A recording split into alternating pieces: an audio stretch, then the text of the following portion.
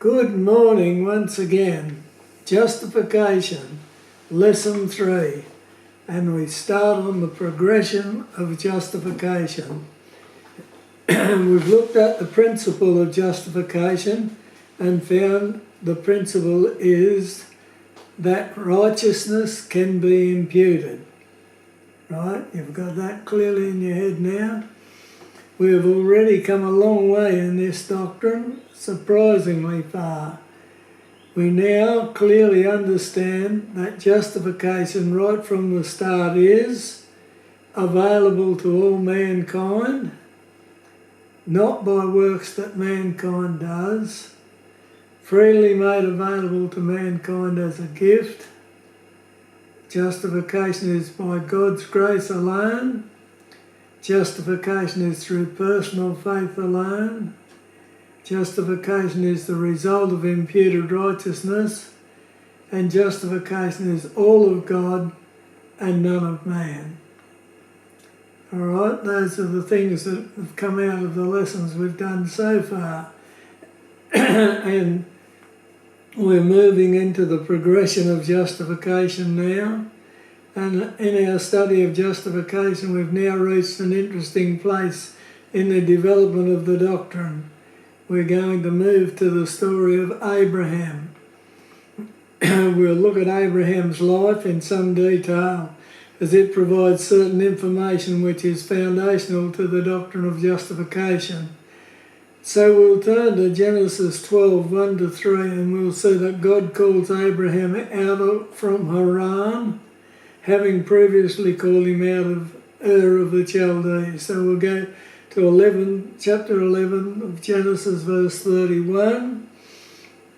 It says, And Terah, this is Abraham's father, took Abraham his son, and Lot the son of Haran, his son's son, so his grandson, and Sarai, his daughter-in-law, his son Abraham's wife, and they went forth with them from Ur of the Chaldees to go into the land of Canaan, and they came unto Haran and dwelt there. And Terah died there. Right? And so they've come from Ur of the Chaldees to Haran, and then in chapter 12 we see now the Lord had said unto Abraham, Get thee out of thy country, and from thy kindred, and from thy father's house, unto a land that I will show thee. Now get this. And I will make of thee a great nation, and I will bless thee, and make thy name great, and thou shalt be a blessing. And here's a promise. And I will bless them that bless thee, and curse him that curseth thee, and in thee shall all the families of the earth be blessed. Now, note God's promise in verses 2 and 3. And here God is saying that from the seed of Abraham will come the seed of the woman, Genesis 3:15. God's saying to Abraham, In thee shall all the families of the earth be blessed. When we go back to Genesis 3:15, after Adam and Eve had sinned, and the Lord said unto the serpent in verse 14, Because thou hast done this, thou art cursed above all cattle, and above every beast of the field. Upon thy belly shalt thou go, and dust shalt thou eat all the days of thy life. And here, And I will put enmity between thee and the woman, and between thy seed and her seed, and it shall bruise thy head, and thou shalt bruise his heel. Now, we see here that from the seed of the woman, Satan is going to be defeated, and we look for that as we go through the scriptures, and we come to Abraham, and God is talking about his seed. He says, I will make of thee a great nation, and I will bless thee and make thy name great, and thou shalt be a blessing. And I will bless them that bless thee, and curse him that curseth thee, and in thee shall all the families of the earth be blessed. So this seed of the woman that God had promised is obviously going to come through Abraham himself and through the nation that comes from Abraham.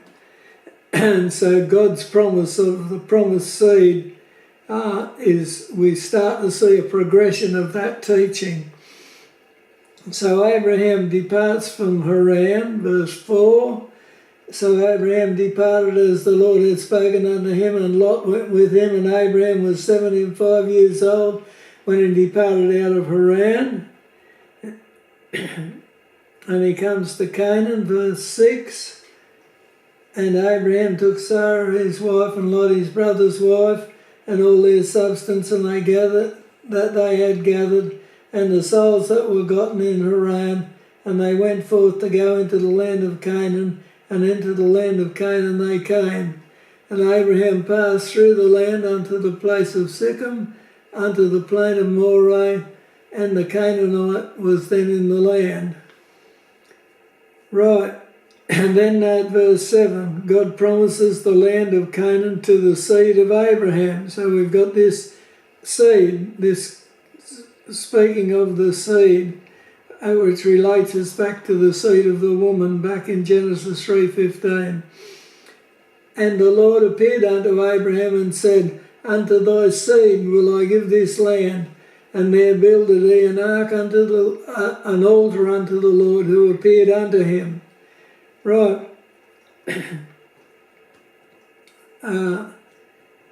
So what does Abraham do in response to God's promise? Well, it says,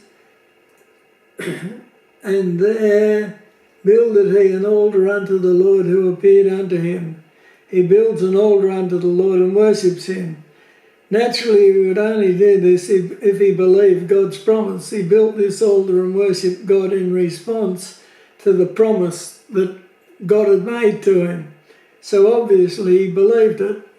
And we say, oh well, God made him a promise and he believed it, so what? Well, naturally he would do this only if he believed God's promise, and why shouldn't he believe it? Well, Genesis 11:29 and 30 gives us a clue about that.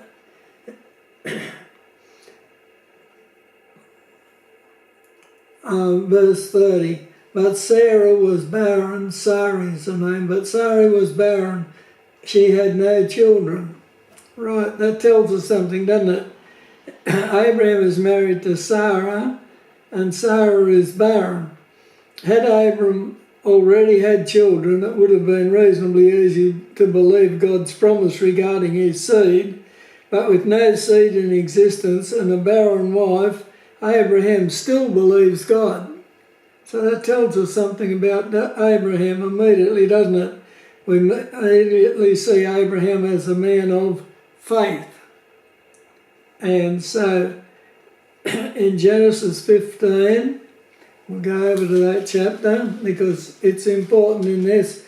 This matter is taken up again in Genesis 15. God takes it up again. And again, the question is raised about this promised seed. So let's have a look at Genesis 15. Just read the first couple of verses. After these things, the word of the Lord came unto Abraham in a vision, saying, Fear not, Abram, I am thy shield and thy exceeding great reward. And Abram said, Lord God, what wilt thou give me, seeing I go childless, and the steward of my house is this Eliezer of Damascus? And Abraham said, Behold, to me thou hast given no seed, and lo, one born in my house is my heir. Right. And then he says, God answers him, and behold, the word of the Lord came unto him, saying, This shall not be thine heir, but he that shall come forth of thine own bowels shall be thine heir. And he brought him forth and said, Look now towards heaven, and tell the stars if thou be able to number them. And he said unto him, So shall thy seed be. Now here's Abraham with no children and a barren wife, and God says to him, Look towards the heaven and tell the stars if thou be able to number them. And he said unto him, so shall thy seed be. And what's Abraham's response to this? Does he say, oh, hardly likely, Lord? Does he? No, it says, and he believed in the Lord. That's Abraham, believed in the Lord, and he counted it, he is God here, counted it to him for righteousness. Right, learn this verse, make sure you've got it in your head. It's the key verse to this matter of justification. So what do we see in this verse? And he, now here it's talking about Abram. He hasn't yet been name changed, right? It's not yet Abraham. He believed in the Lord. So Abram, now Abram means the father of height, or the lofty one, or the high father. And he believed that he would become Abraham.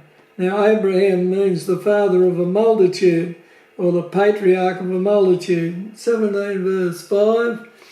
And he brought him forth and said, look towards heaven and tell the stars if thou be able to number them. And he said unto him, so shall thy seed be. So he's going to become Abraham eventually, the father of a multitude. But at this time when the promise is given to him, he's not yet Abraham. He's still Abram, the father of height, or the lofty one, the high father. But he still believes God, and God counts it to him for righteousness. Now, how was this to come about? And Abraham was old, and his wife was old, and his wife was also barren. Now, the fact that Sarah couldn't have children would appear to be established beyond doubt. They'd been married for many years. She had not conceived in the many years of marriage, and now she was physically past the age of childbearing. Genesis 18, 11 and 12 makes this perfectly clear to us. Genesis 18, 11 and 12. We'll read from verse 9. The angels had come to visit Abram, and they said unto him, where is Sarah thy wife? And he said, behold, in the tent. And he said, I will certainly return unto thee. This is the angel said, I will certainly return unto thee according to the time of life. And lo, Sarah thy wife shall have a son. And Sarah heard it in the tent door which was behind him. Now Abraham and Sarah were old and well stricken in age, and had ceased to be with Sarah after the manner of women. Therefore Sarah laughed within herself, saying, after I am waxed old, shall I have pleasure, my Lord being old also? All right, so we see that it's pretty clear that she believes that there's no possibility that she can have children.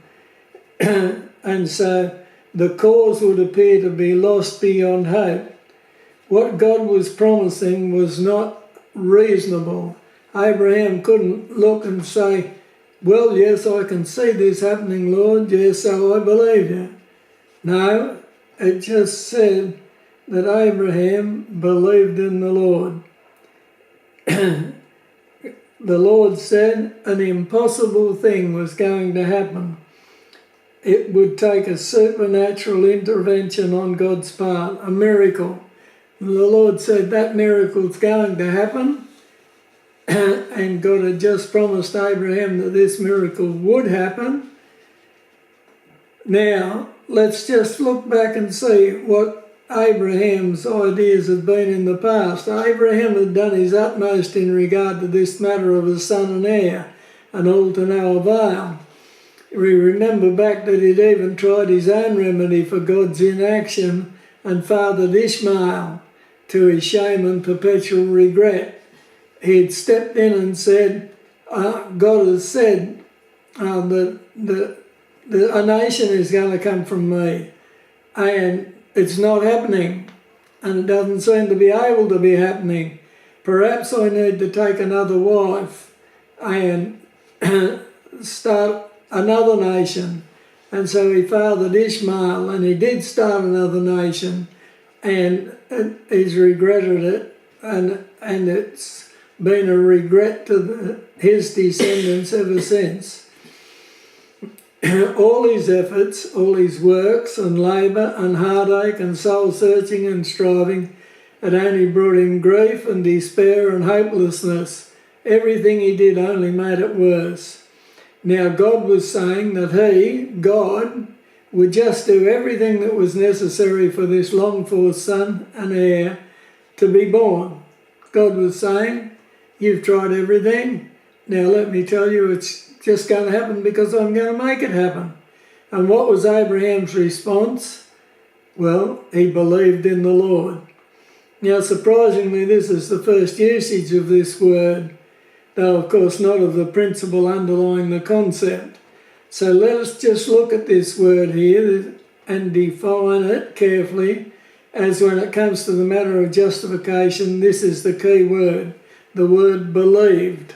Now, we'll look at it in the Hebrew first, and then we'll look at it in the Greek. In the Hebrew, it's Hebrew 539 in your Strong's Concordance, and the word is aman, A-M-A-N. It's a primary root. It's to build or to support, to foster as a parent or nurse. Figuratively, it's to render or to be firm or faithful, to trust or believe, to be permanent or quiet, to be true or certain, to go to the right hand. And this idea of going to the right hand means to be assured of something. So it's talking about assurance, believe, bring up, establish, be faithful, of long continuance, steadfast, sure, surely, trusty, verified, nurse, trust, turn to the right. And so this word believe is a comprehensive word in the Hebrew. And the Greek adds to it too. It's Greek 4100 from 4102. And you need to look it up in your concordance and get a real good idea of what it's talking about there. It means to have faith in, upon, or with respect to a person or thing. That is, credit, by implication to entrust, especially one's spiritual well-being to Christ, to believe, to commit, to trust, to put trust with. So this word believe is a comprehensive word. And we do well to look at Strong's 4102 as well in the Greek. It gives the concepts of persuadance and credence, conviction, reliance, constancy, truth, assurance, belief, faith, fidelity. Now that's a comprehensive word, isn't it? We see that this word is a comprehensive concept in both the Hebrew and the Greek. Abraham believed. Now, first of all, let us note that this is not a work, right?